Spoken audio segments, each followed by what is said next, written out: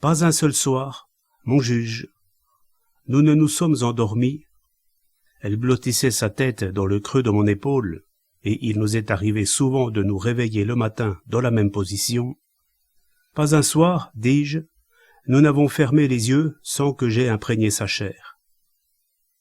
C'était un geste presque grave, rituel.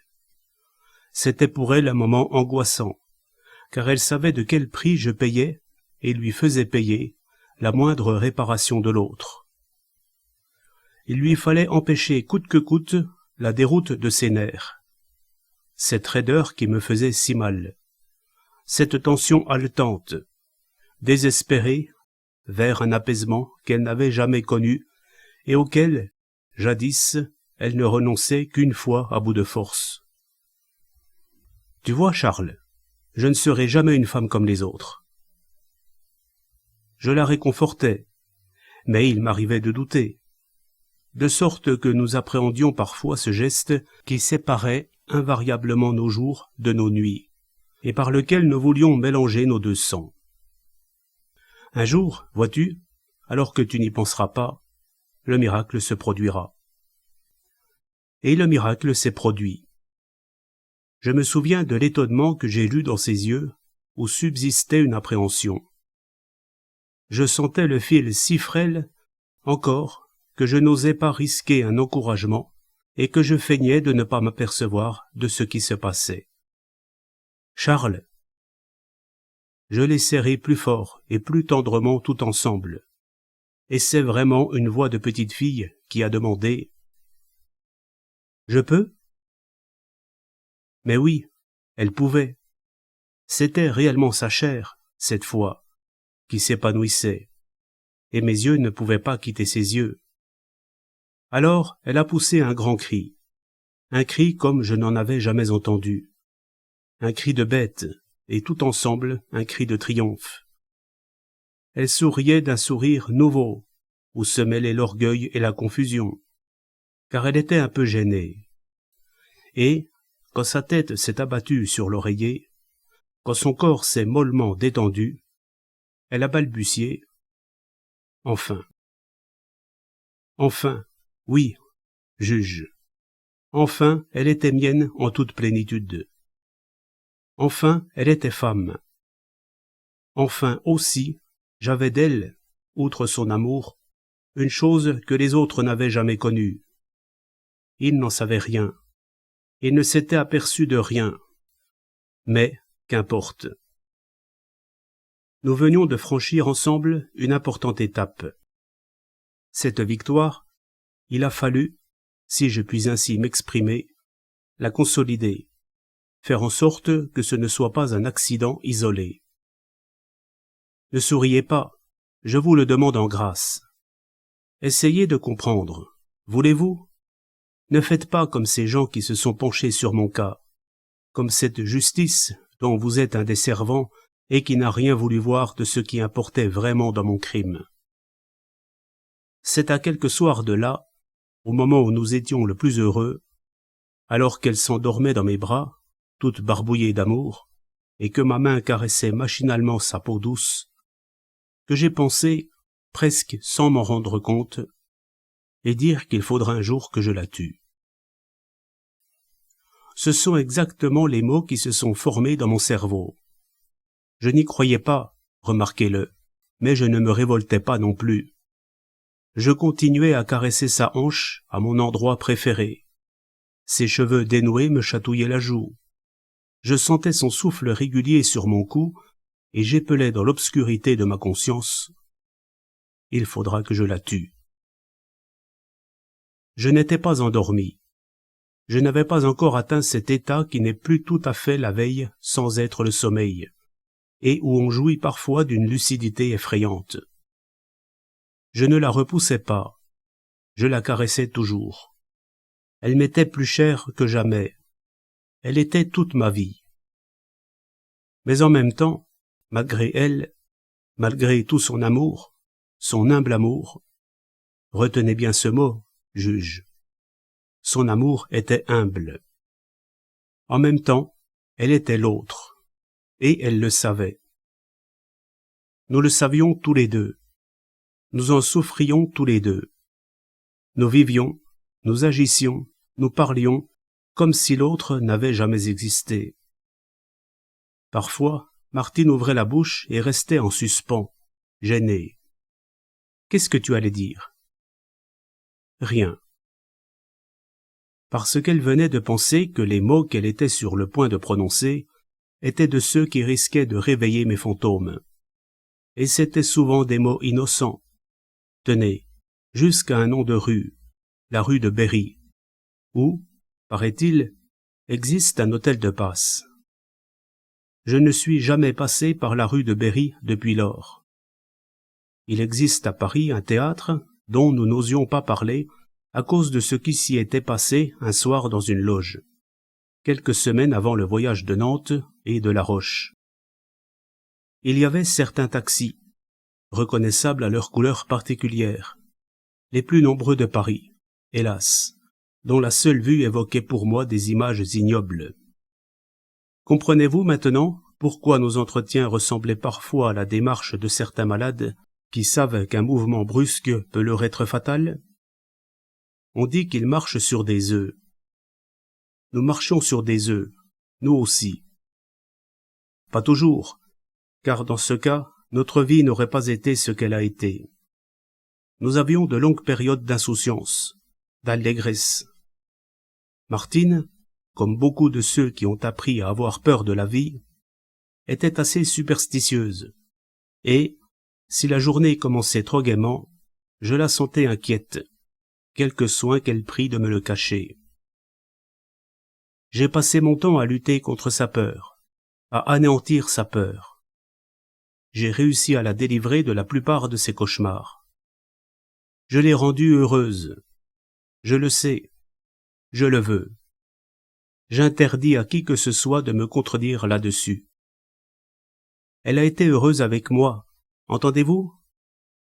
Et c'est justement parce qu'elle était heureuse, et qu'elle n'en avait pas l'habitude, qu'il lui arrivait de trembler. À La Roche-sur-Yon, elle avait peur d'Armande, peur de ma mère et de mes filles, de mes amis, de tout ce qui avait fait ma vie jusqu'alors. À Issy-les-Moulineaux, elle a eu peur, au début, d'un genre d'existence qu'elle croyait susceptible de me décourager. De ces peurs-là, d'autres encore, je les guéris. Mais il restait nos fantômes, ceux-là que je lui avais pris, dont je l'avais déchargé et contre lesquels elle me voyait me débattre.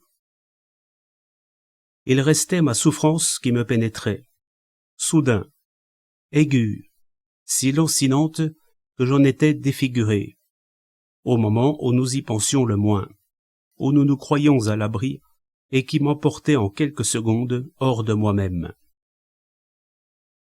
Elle savait bien, allez, que ce n'était pas elle que je haïssais à ces moments-là, que ce n'était pas contre elle que mes poings se tendaient. Elle se faisait toute petite, d'une humilité que je n'avais jamais imaginée. Un détail, juge. La première fois, d'instinct, elle avait replié les bras devant son visage pour parer les coups. Ce geste, Dieu sait pourquoi, avait décuplé ma rage. Et, parce qu'elle ne l'ignorait pas, maintenant, elle attendait, immobile, sans une crispation des traits, en empêchant ses lèvres de frémir, bien que toute sa chair fût aux abois. Je l'ai battue. Je ne m'en excuse pas. Je ne demande pardon à personne. La seule personne à qui j'en pourrais demander pardon est Martine. Et Martine n'en a pas besoin, parce qu'elle sait. Je l'ai battue dans notre petite voiture, un après-midi, en plein jour, tandis que nous roulions le long de la Seine. Au cinéma, une autre fois, et nous avons dû sortir, car je me serais fait écharper par nos voisins indignés. J'ai essayé souvent d'analyser ce qui se passait en moi à ces moments-là. Aujourd'hui, je crois que je suis assez lucide pour répondre. Elle avait beau avoir changé, voyez-vous, Je parle changée physiquement, car elle s'était transformée en quelques mois. Rien ne pouvait empêcher que je retrouve en elle, en certaines occasions, un trait, un tic, une expression de l'autre. Cela n'arrivait que quand je la regardais d'une certaine manière. Et je ne la regardais ainsi que quand, à cause d'un incident fortuit, à cause d'un mot, d'une image, je pensais à son passé. Attendez, c'est le mot image, sans doute, qui est la clé. J'étais coupable, hélas, sans le vouloir, contre ma volonté, d'avoir soudain sous les yeux une image d'une précision photographique, et cette image-là, tout naturellement, se superposait à celle de la Martine qui se tenait devant moi. Dès lors, je ne croyais plus à rien. À rien, juge, pas même à elle, pas même à moi. J'étais submergé par un dégoût immense. Ce n'était pas possible. On nous avait trompés. On nous avait volés. Je ne voulais pas. Je frappais. C'était le seul moyen d'en sortir. Elle le savait si bien qu'elle le souhaitait, qu'elle m'y invitait en quelque sorte pour que je sois plus vite délivré. Je ne suis pas un fou, ni un malade. Nous n'étions des malades ni l'un ni l'autre. Est-ce que nous avons visé trop haut? Est-ce que nous avons ambitionné un amour interdit aux hommes? Mais alors, dites-moi, s'il nous est interdit sous peine de mort, pourquoi nous en avoir mis le désir au plus profond de notre être? Nous avons été honnêtes. Nous avons fait de notre mieux. Nous n'avons jamais essayé de tricher. Je la tuerai. Je n'y croyais pas, mais quand ce mot-là me revenait à l'esprit comme une rengaine, il ne me faisait pas peur. Je devine ce que vous pensez. C'est ridicule. Vous apprendrez peut-être un jour qu'il est plus difficile de tuer que de se faire tuer. À plus forte raison de vivre pendant des mois avec l'idée qu'un jour on tuera de ses mains le seul être qu'on aime. Je l'ai fait, moi. C'était vague, au début, comme l'annonce d'une maladie qui commence par des malaises imprécis, par des douleurs qu'on n'arrive pas à localiser. J'ai vu des clients qui, parlant du mal qu'ils ressentaient dans la poitrine à certaines heures, se trompaient de côté. Pendant des soirées et des soirées, dans notre chambre d'ici, j'ai essayé, inconsciemment, d'une thérapeutique. Je la questionnais sur la Martine enfant, à laquelle ressemblait chaque jour davantage la Martine que j'aimais. Nous n'avions pas eu le temps de faire changer les papiers peints, et ceux-ci étaient à fleurs baroques, d'un modernisme de mauvais goût. Le fauteuil dans lequel je m'asseyais, en robe de chambre, moderne lui aussi, était en velours d'un vert acide. Jusqu'à la lampe sur pied, qui était laide, et nous ne nous en apercevions pas. Nous ne faisions aucun effort pour modifier le cadre de notre vie. Tant cela avait peu d'importance. Elle parlait. Il existe des noms, des prénoms qui sont devenus pour moi plus familiers que ceux des grands hommes de l'histoire. Une de ses amies d'enfance, par exemple, une certaine Olga, revenait chaque soir sur le tapis et jouait le rôle de traître. Je connais toutes les trahisons d'Olga, au couvent, puis dans le monde, quand ses petites filles sont devenues grandes et qu'on les a conduites au bal. Je connais toutes les humiliations de ma Martine et ses rêves les plus biscornus. Je connais les oncles, les tantes, les cousins, mais ce que je connais surtout, juge, c'est son visage à elle, qui se transformait à mesure qu'elle parlait. Écoute, chérie. Elle sursautait toujours quand elle sentait que j'allais lui annoncer une nouvelle. Comme ma mère, qui n'a jamais ouvert un télégramme qu'en tremblant. Les coups ne lui faisaient pas peur, mais l'inconnu l'effrayait. Parce que l'inconnu, pour elle, s'était toujours traduit par un mal.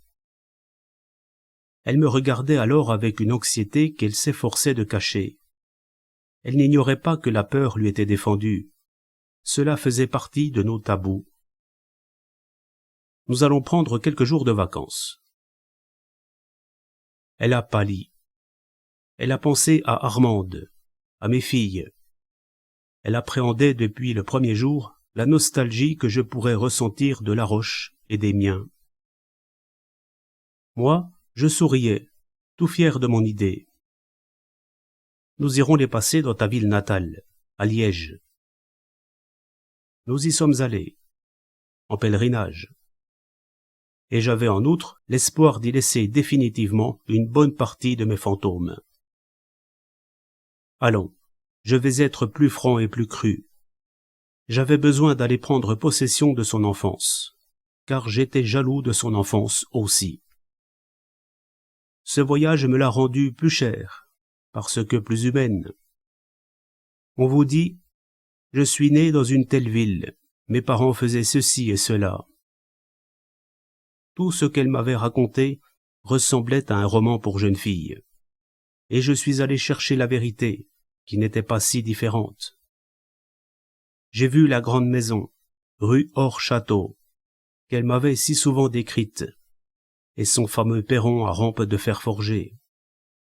J'ai entendu les gens me parler de sa famille dans les mêmes termes à peu près qu'elle employait. Une vieille famille presque patricienne, qui avait glissé petit à petit sur la pente descendante. J'ai même visité le bureau de son père, qui était, au moment de sa mort, secrétaire du gouvernement provincial. J'ai vu sa mère, ses deux sœurs mariées, les enfants de l'une d'elles. J'ai vu les rues où elle avait cheminé, un cartable d'écolière sous le bras, les vitrines où elle avait collé son nez rougi par la brise, le cinéma où elle avait vu son premier film et la pâtisserie où l'on achetait les gâteaux du dimanche. J'ai vu sa classe et des religieuses qui se souvenaient d'elle. Je l'ai mieux comprise. J'ai compris surtout que je ne m'étais pas trompé, qu'elle ne m'avait pas menti, qu'un miracle, à Nantes, il n'y a pas d'autre mot, m'avait fait pressentir tout ce qu'il y avait en elle qui en faisait ma femme aujourd'hui. Pourtant, à Liège même, juge, mes fantômes m'ont suivi. Un homme jeune, quelque part, dans un café du centre où nous écoutions de la musique, s'est approché d'elle gaiement et l'a appelée par son prénom. Cela suffit. Plus elle était mienne, plus je la sentais mienne, plus je la jugeais digne d'être mienne. Je voudrais tellement que vous ne voyiez aucun orgueil dans ce mot qui n'en comporte pas dans mon esprit, parce que je suis humble, moi aussi, et que je l'ai aimée aussi humblement qu'elle m'a aimé. Plus elle était mienne, dis-je, et plus j'éprouvais le besoin de l'absorber davantage. De l'absorber. Comme, de mon côté, j'aurais voulu me fondre entièrement en elle. J'ai été jaloux de sa mère, jaloux de son petit-neveu qui a 9 ans, jaloux d'un vieux marchand de bonbons chez qui nous sommes allés, et qui l'avait vue gamine, qui se souvenait encore de ses goûts. Celui-là, il est vrai, m'a donné une petite joie en l'appelant, après une courte hésitation, « Madame Martine, il faudrait, voyez-vous, que je vous fasse franchir une à une toutes les étapes que nous avons franchies. Le printemps a passé, l'été est venu, les fleurs ont changé maintes fois dans les squares de Paris, notre sombre banlieue s'est éclairée, des gamins, des hommes en maillot de bain, ont encombré les berges de la Seine, et nous trouvions toujours, à chaque tournant du chemin, une nouvelle étape à parcourir. Sa chair, bientôt, était devenue aussi obéissante que son esprit. Nous avons atteint et franchi l'étape du silence. Nous avons pu lire, côte à côte, dans notre lit. Nous avons pu, prudemment, en faisant les braves, traverser certains quartiers défendus. Tu verras, Martine, qu'un jour viendra où il n'y aura plus aucun fantôme. » Ceux-ci espaçaient leur visite. Nous sommes allés tous les deux aux Sables d'Olonne pour voir mes filles qu'Armande avait installées dans une villa. Martine m'attendait dans la voiture. Armande a prononcé, en regardant par la baie ouverte: « Tu n'es pas venu seul ? » ?»« Non. » »« Très simplement, juge, parce que c'était simple. »« Tes filles sont sur la plage. »« Je vais aller les voir. »« Avec elles ? » ?»« Oui. » Et, comme je refusais de déjeuner chez elle: « Elle est jalouse. » Ne valait-il pas mieux me taire ? Je me suis tu. « Tu es heureux ? » Elle a hoché la tête avec mélancolie, avec une pointe de tristesse, et elle a soupiré. Enfin, comment lui faire comprendre qu'on peut être heureux et souffrir ? Ne sont-ce pas là deux mots qui vont tout naturellement ensemble ? Et avais-je jamais souffert, vraiment souffert, avant que Martine me révélât le bonheur ? J'ai failli, au moment de sortir, prononcer à voix haute: « Je la tuerai. » Pour qu'elle comprenne encore moins, comme si j'avais eu une petite vengeance à prendre. Nous avons bavardé avec mes filles, Martine et moi. J'ai vu maman qui était assise sur le sable et qui tricotait. Elle a été très bien, maman. Elle ne nous a fait aucune observation. Elle a dit gentiment, à la fin, en tendant la main: « Au revoir, mademoiselle. » Elle a failli dire madame, elle aussi, je le jurerais. Elle n'a pas osé. Il n'y avait pas de reproche, seulement un peu d'appréhension dans les regards qu'elle me lançait à la dérobée, selon son habitude. Et pourtant, j'étais heureux. Je n'ai jamais été aussi heureux de ma vie. Martine et moi étions heureux à en crier. C'était le 3 septembre, un dimanche. Je sais l'effet que vous produit cette date. Je suis calme, rassurez-vous.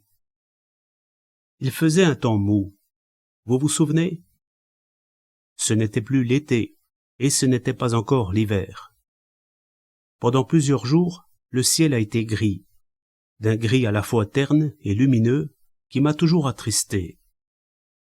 Beaucoup de gens, surtout dans les banlieues pauvres comme la nôtre, étaient déjà rentrés de vacances ou n'y étaient pas allés. Nous avions une bonne, depuis quelques jours, une jeune picarde qui nous venait droit de sa campagne. Elle avait 16 ans et ses formes étaient encore indécises. Elle avait l'air d'une grosse poupée de son.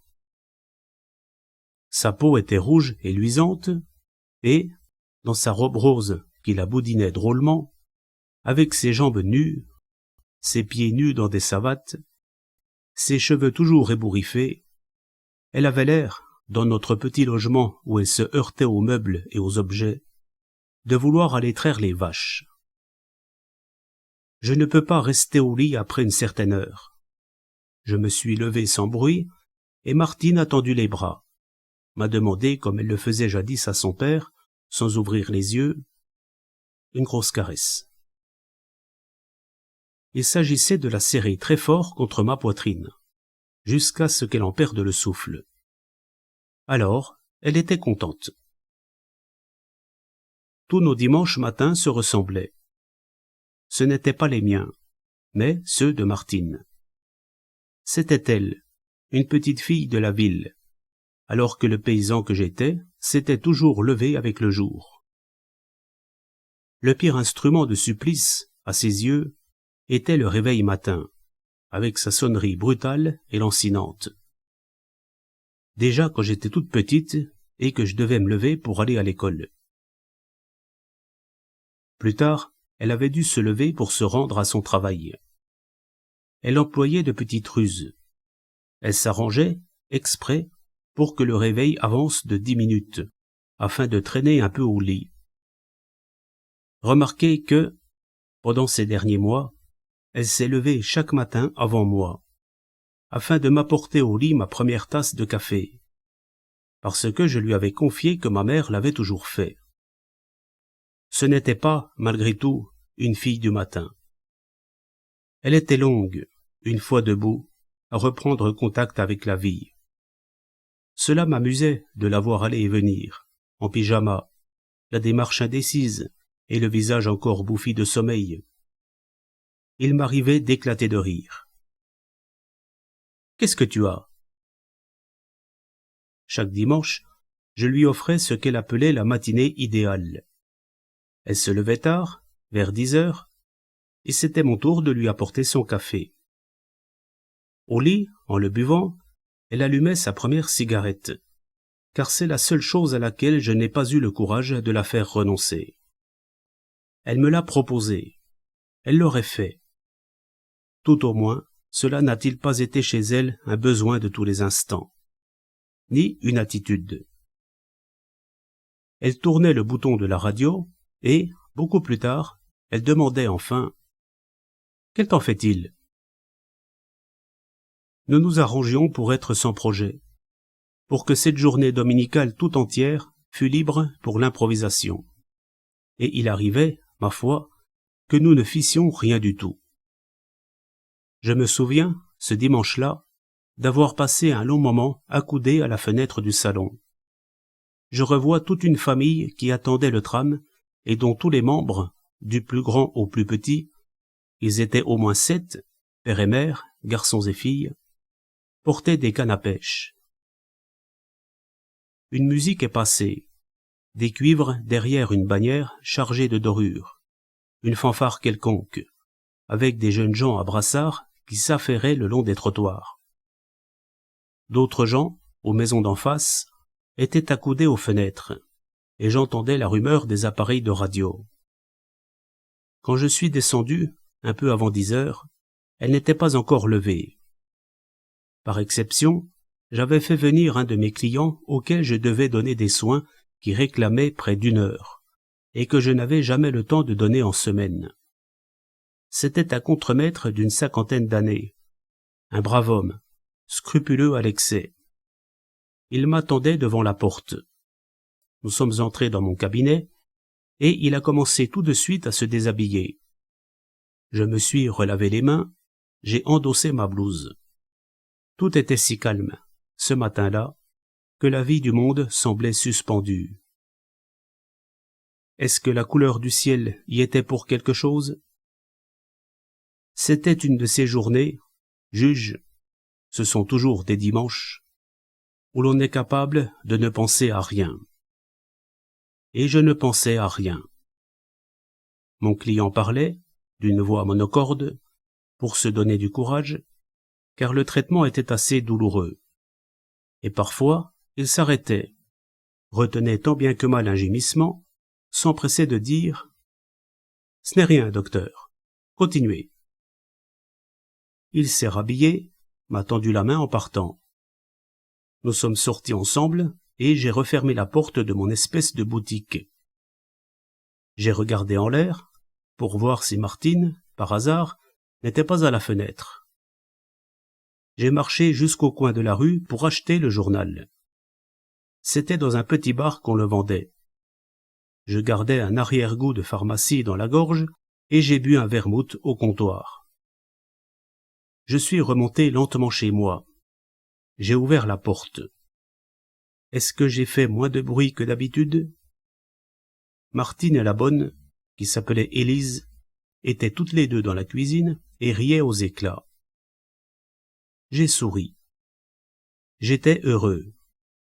Je me suis approché et je les ai vus.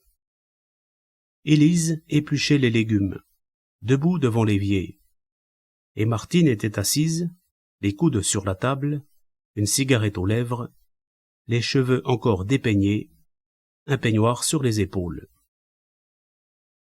J'ai rarement ressenti autant de tendresse pour elle. Voyez-vous, je venais de surprendre tout un côté d'elle-même que je ne connaissais pas encore, et qui me ravissait.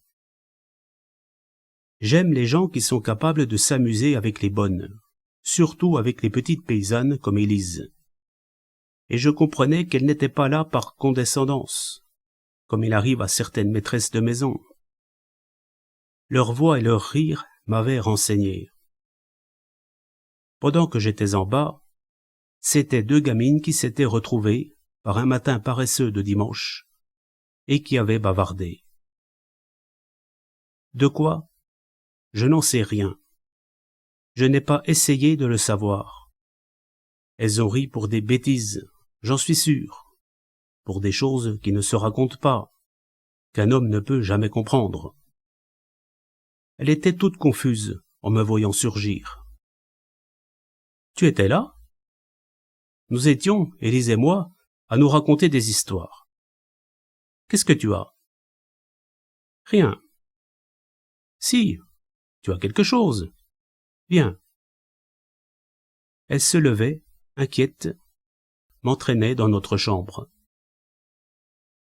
Tu es fâché? Mais non. Tu es triste? Je te jure. Ni l'un ni l'autre. J'étais ému. Sottement peut-être. J'étais beaucoup plus ému que je ne voulais le laisser paraître et me l'avouer. Maintenant encore, il me serait difficile de dire au juste pourquoi. Peut-être parce que ce matin-là, à mon insu, sans raison précise, j'ai senti que j'atteignais au maximum de mon amour, au maximum de compréhension d'un être vis-à-vis d'un autre. J'ai tellement l'impression de l'avoir comprise, voyez-vous. C'était tellement frais, tellement pur, cette gamine qui riait dans la cuisine avec notre petite paysanne. Alors, insidieusement, un autre sentiment s'est glissé en moi, une nostalgie vague que je connaissais, hélas, et contre laquelle j'aurais dû réagir tout de suite. Elle avait compris, elle. C'est pour cela qu'elle m'avait conduit dans la chambre. C'est pour cela qu'elle attendait. Qu'elle attendait que je frappe. Cela aurait mieux valu.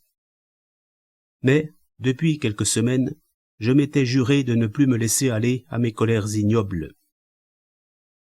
Quelques jours auparavant, le mercredi, en revenant bras dessus bras dessous de notre cinéma de quartier, je lui avais fait remarquer, non sans fierté, « Tu vois, il y a déjà 3 semaines. » Oui. Elle savait de quoi je parlais. Elle n'était pas aussi optimiste que moi. Au début, ça m'arrivait tous les 4 ou 5 jours. Puis, toutes les semaines, toutes les 2 semaines. Je plaisantais. Quand ce ne sera plus que tous les 6 mois. Elle avait collé davantage sa hanche contre la mienne. C'était un de nos plaisirs de marcher ainsi, hanche contre hanche, le soir, quand les trottoirs étaient vides, comme si nous ne faisions qu'un seul corps en mouvement. Je n'ai pas frappé, ce dimanche-là, parce que j'étais trop ému, parce que les fantômes étaient trop flous, parce qu'il n'y a pas eu, au début, et pendant longtemps, d'image brutale. Tu m'en veux que je ne sois pas encore habillé? Mais non. Il n'y avait rien. Pourquoi donc s'inquiétait-elle de la sorte?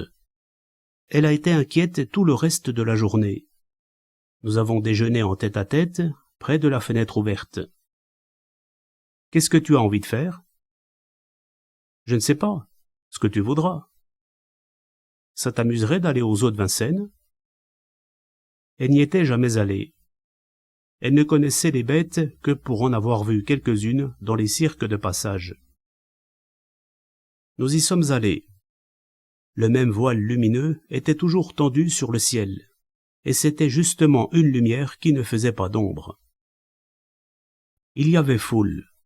On vendait des gâteaux, des crèmes glacées, des cacahuètes à tous les carrefours.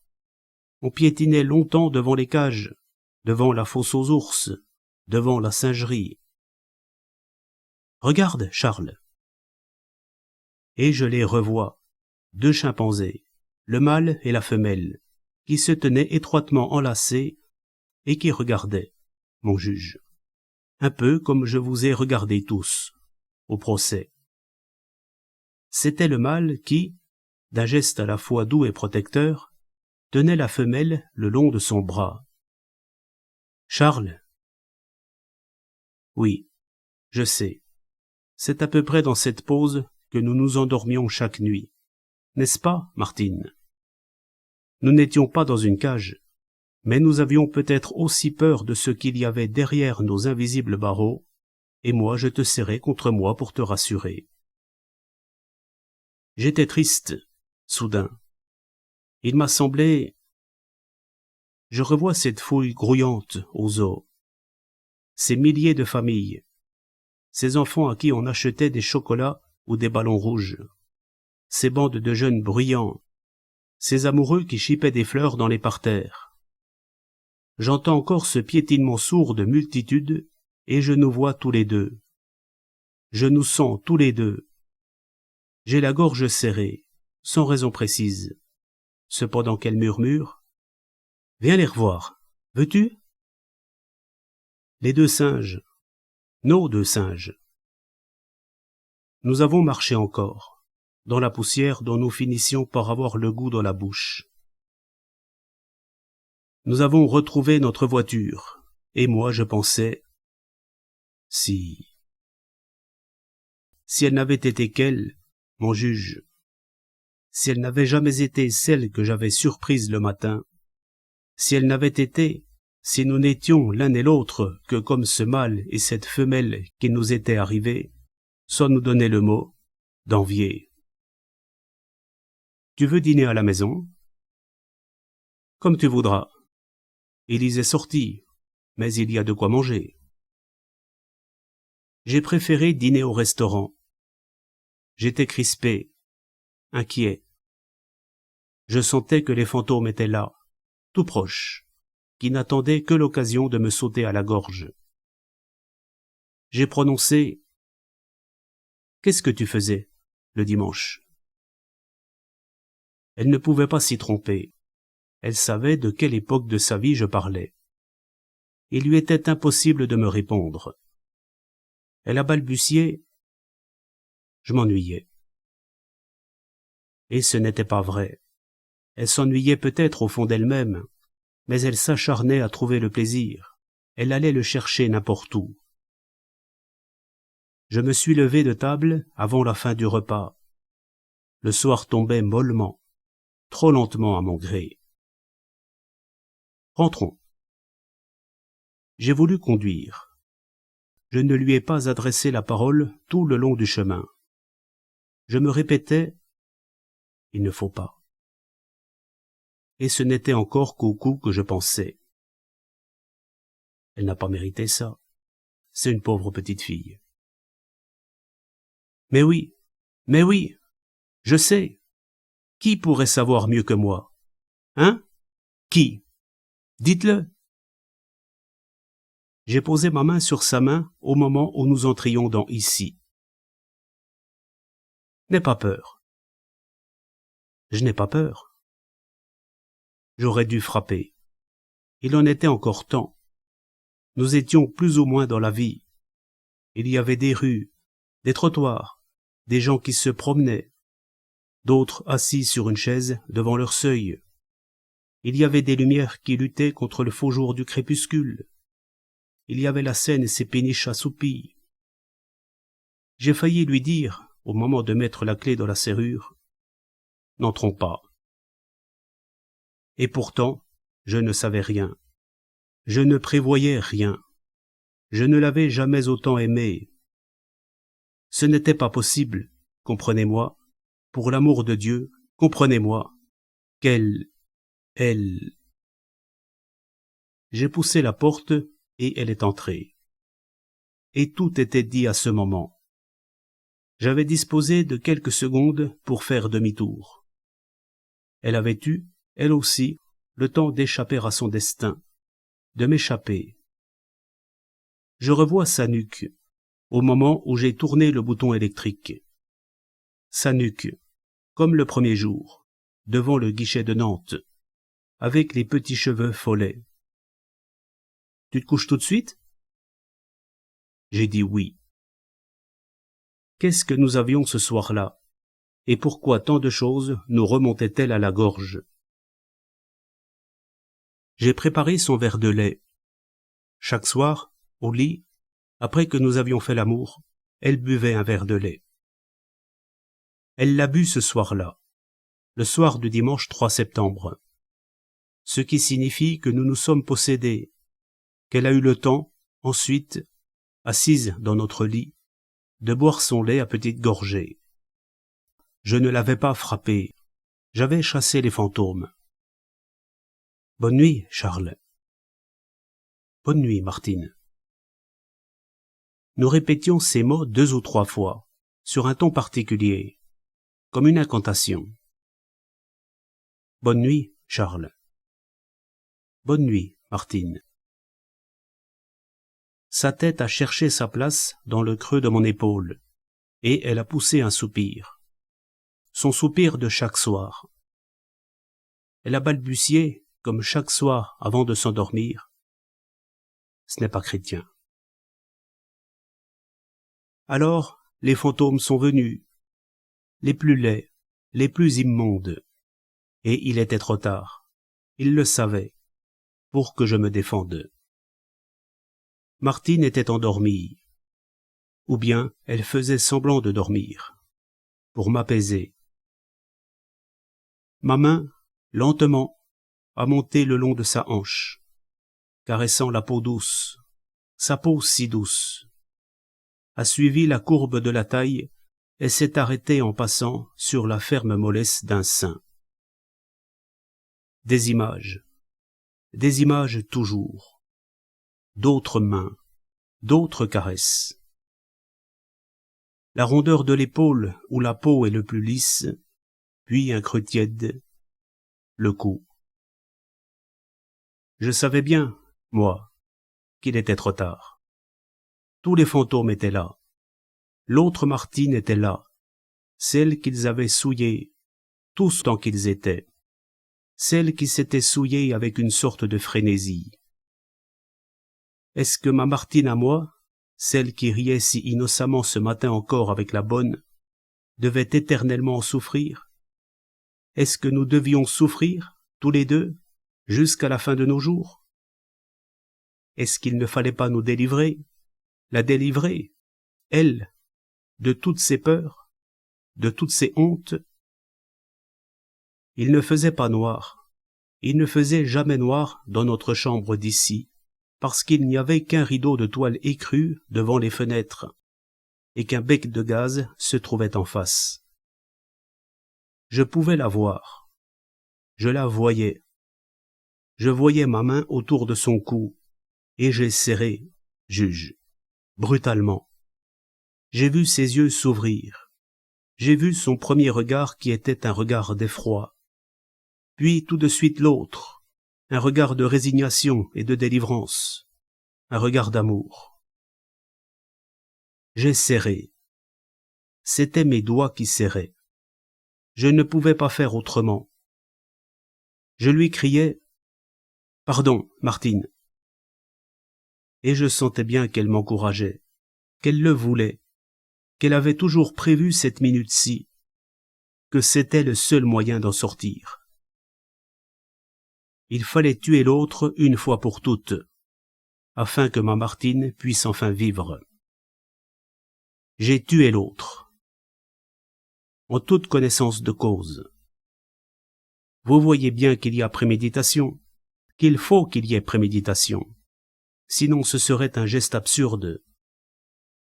Je l'ai tuée pour qu'elle vive, et nos regards continuaient à s'étreindre jusqu'au bout. Jusqu'au bout, juge. Après quoi notre immobilité était pareille à l'un et à l'autre. Ma main restait accrochée à sa gorge, et elle y est restée accrochée longtemps. J'ai fermé ses yeux. Je les ai baisés. Je me suis levé, vacillant, et je ne sais pas ce que j'aurais fait si je n'avais entendu le bruit d'une clé dans la serrure. C'était Élise qui rentrait. Vous l'avez entendu, à la fois aux assises et dans votre cabinet. Elle n'a jamais fait que répéter « Monsieur était très calme, mais il ne ressemblait pas à un homme ordinaire. » Je lui ai dit « Allez chercher la police. » Je ne pensais pas au téléphone. J'ai attendu longtemps, assis au bord du lit. Et c'est pendant ces minutes-là que j'ai compris une chose, qu'il fallait que je vive parce que, tant que je vivrais, ma Martine vivrait. Elle était en moi. Je la portais comme elle m'avait porté. L'autre était morte, définitivement. Mais, tant qu'il y aurait un être humain, moi, pour garder en lui la vraie Martine continuerait à exister. N'était-ce pas pour cela que j'avais tué l'autre? Voilà pourquoi j'ai vécu, juge. Pourquoi j'ai subi le procès. Voilà pourquoi je n'ai pas voulu de votre pitié, ni à vous ni aux autres, ni de tous ces artifices qui auraient pu me faire acquitter. Voilà pourquoi je ne veux pas être tenu pour fou ou pour irresponsable. Pour Martine. Pour la vraie Martine. Pour que je l'ai définitivement délivrée. Pour que notre amour vive. Et ce n'est plus qu'en moi qu'il peut vivre. Je ne suis pas fou. Je ne suis qu'un homme. Un homme comme les autres, mais un homme qui a aimé et qui sait ce que c'est que l'amour. Je vivrai en elle, avec elle, pour elle, aussi longtemps que cela me sera possible. Et, si je me suis imposé cette attente, si je me suis imposé cette sorte de foire qu'a été le procès, c'est qu'il fallait coûte que coûte qu'elle continue à vivre en quelqu'un. Si je vous ai écrit cette longue lettre, c'est qu'il faut que le jour où je lâcherai la barre, quelqu'un recueille notre héritage, afin que ma Martine et son amour ne meurent pas tout à fait.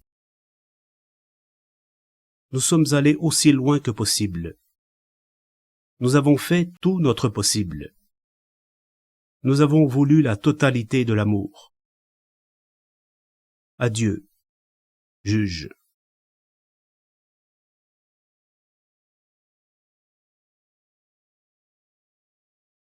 Le jour même où le juge d'instruction Ernest Comélio, 23 bis, rue de Seine, à Paris, recevait cette lettre, les journaux annonçaient que le docteur Charles Lavoine, né à Bourgneuf, en Vendée, s'était donné la mort dans des circonstances assez mystérieuses à l'infirmerie de la prison. Par égard pour son passé, pour sa profession, étant donné son calme et ce que le médecin-chef de l'établissement pénitentiaire appelle sa bonne humeur, on le laissait parfois seul pendant quelques instants à l'infirmerie, où il avait des soins à prendre. Il a pu accéder ainsi à l'armoire aux toxiques, et s'empoisonner. Une enquête est ouverte.